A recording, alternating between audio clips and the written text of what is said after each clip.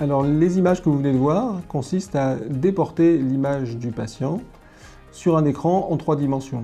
Aujourd'hui, nous opérons avec un système 3D comme au cinéma, en regardant un écran face à nous au lieu de regarder dans le microscope comme nous l'avons fait pendant des années, ce qui modifie considérablement la posture, on peut se relever, et le confort pour nous durant toute l'intervention. Non seulement il y a la position, mais aussi la qualité de l'image qui est accentuée avec un relief qui est exagéré et qui permet de mieux pratiquer la chirurgie.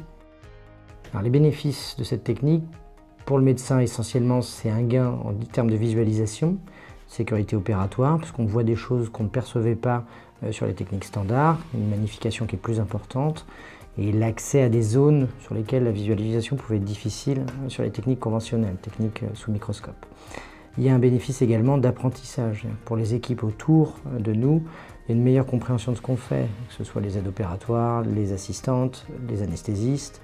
Ça permet d'envisager aussi un côté pédagogique, c'est-à-dire que si les gens viennent dans un bloc opératoire pour essayer de comprendre les techniques qu'on fait, eh ils vont beaucoup mieux comprendre puisqu'ils sont totalement immergés dans la même image que nous. Donc la perception et la compréhension de la gestuelle chirurgicale est nettement simplifiée. Pour le patient, le gain il se situe dans la sécurité. On peut s'imaginer que si on a une meilleure visualisation des choses, si on a accès à la visualisation de choses auxquelles on avait mal ou peu accès auparavant, il y a un gain en termes de sécurité et des techniques chirurgicales qui vont permettre d'évoluer vers plus de sécurité, une réussite meilleure. À mon avis, cette technique a encore beaucoup d'avenir.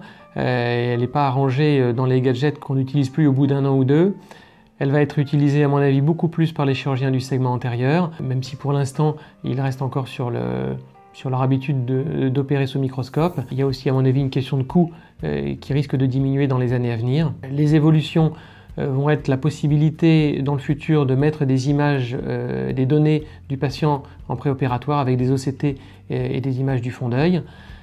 Et puis la possibilité également de pouvoir, dans le futur, avoir un casque de 3D. Et enfin, à mon avis, ça va être une amélioration dans l'ergonomie du matériel parce qu'il y a une empreinte au sol qui est importante et qui limite un peu la place dans la salle opératoire et probablement dans des bras déportés au plafond.